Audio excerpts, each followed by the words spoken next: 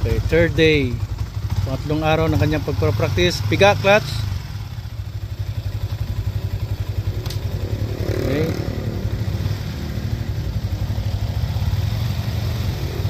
Okay, dandaan lang.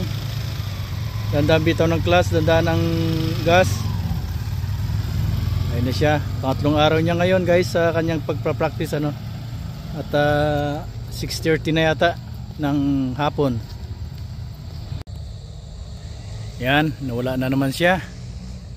Abang-abang natin dito. Ayan na siya. Yan. Yan, pangatlong araw niya ngayon sa pagpapractice na ng motor. Kasi nasanay siya sa ano, sa automatic, kaya kailangan niyang i-practice itong may clutch.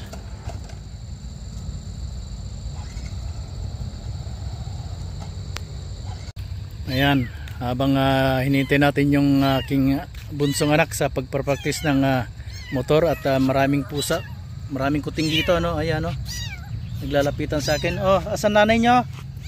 Ha? Gutom na itong mga to. Ayan, daming kuting dito oh. Meron pa dito. Ayan, punta natin. Ayan oh. Ming, oh. Asan magulang nyo? Asan mama nyo? Nagutom eh oh. Naghanap sila ng inanap nila yung kanilang nanay ano. Ming ming ming ming. Kawawa naman oh. Dito kayo.